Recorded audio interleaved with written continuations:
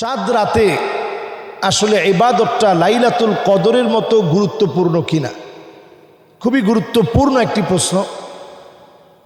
চাঁদ রাতটা আমরা মনে করি সবচেয়ে অবহেলিত একটা রাত হচ্ছে চাঁদ রাত। সম্মানিত প্রিয় ভাইয়েরা, চাঁদ রাত অবহেলা করার রাত নয়। যে রাতগুলো আল্লাহর কাছে অত্যন্ত মহিমান্বিত, অত্যন্ত দামি, যে রাতগুলোতে আল্লাহ রাব্বুল আলামিন সবচেয়ে বান্দাকে কাছে টানেন, সবচেয়ে বান্দাকে আপন বানিয়ে নেন, সেই গুরুত্বপূর্ণ রাতগুলোর ভিতরে চাঁদ রাত একটি। এই চাঁদ রাতের দাবি কি?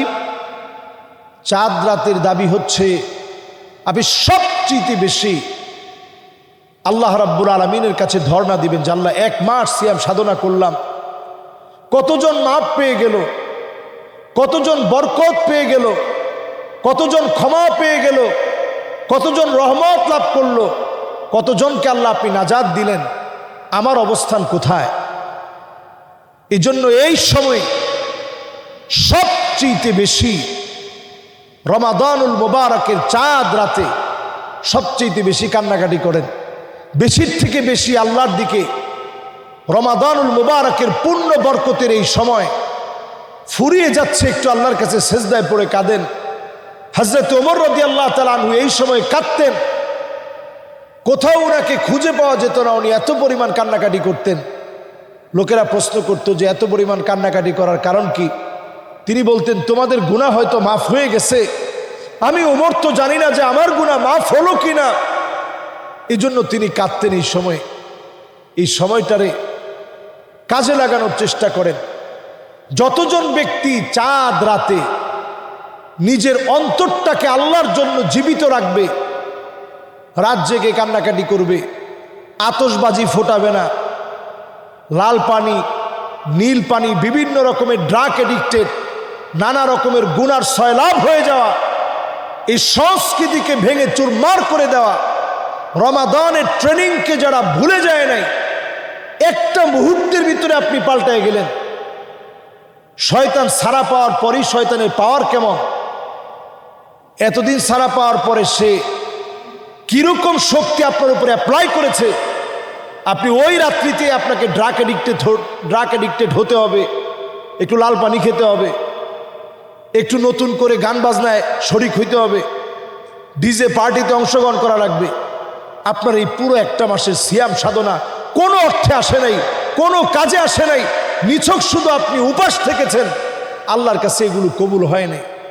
যাদের কবুল হয়েছে তারা এই সময়টা কেঁদে কেঁদে কাটাবে। নবী সাল্লাল্লাহু আলাইহি সাল্লাম বলছেন, লাম ইয়ামুত কলবাহু, ওই মানুষগুলোর হৃদয়গুলো মরে যাবে না যারা ঈদের রাতে, চাঁদ রাতে যারা আল্লাহর কাছে ফরিয়াদ করেছে, কান্নাকাটি করেছে। লাম ইয়ামুত কলবাহু ইয়াওমা তামুতুল কুলুব, যেদিন সব মানুষগুলা ভীত সন্তুষ্ট হয়ে যাবে, মালিকের সামনে দাঁড়াতে তটস্থ হয়ে যাবে। আল্লাহ যেদিন বলবেন ইকরা কিতাবাক, তুমি তোমার নিজের আমলনামা পড়ো, যেদিন মানুষের কোনো উপায় থাকবে না, সেই কঠিন মুসিবতের সময়ে যারা চাঁদ রাতকে আমল করে কাটিয়েছে, আল্লাহ তাআলা তাদেরকে মাফ করে দিবে। সুবহানাল্লাহ বিহামদি। তাহলে বলতে পারি আমরা, লাইলাতুল কদরের রাতের যেমন একটা দাম আছে, গুরুত্ব আছে, লাইলাতুন নিসফি মিন শাবানের রাতের যেমন গুরুত্ব আছে, ইয়াউমে আরাফাটা যেমন আল্লাহর কাছে দামি একটা দিন, ঠিক তেমনি চাঁদ রাতও আল্লাহর কাছে অত্যন্ত মহিমান্বিত একটা রাত। এই রাত শয়তান সবাইকে জাগতে দেয় না, কিন্তু আল্লাহর অসংখ্য গোলাম এ রাত জেগে জেগে কান্নাকাটি করে।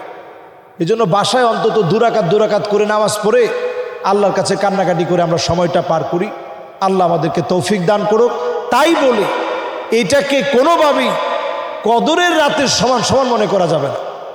এটা গুরুত্বপূর্ণ রাত, কান্নাকাটি করব আল্লাহর কাছে, শেষ একটু ধর্ণা দিব, আরেকটা রমাদান যেন পাই, ফরিয়াদ আল্লাহর কাছে করবো যে আল্লাহ এই তো শেষ, জীবনে যদি হায়াত আর না থাকে আল্লাহ জীবনে রমাদান পাওয়া যাবে না, এই জন্য একটু ধর্ণা দিব। কিন্তু এটা মনে করব না যে এটা লাইলাতুল কদরের মতো। তবে এই রজনী তো আল্লাহ অসংখ্য গোলামদেরকে মাফ করবে। আল্লাহ যেন তাদের কাতারে আমাদেরকে শামিল করে দেয়। আমিন।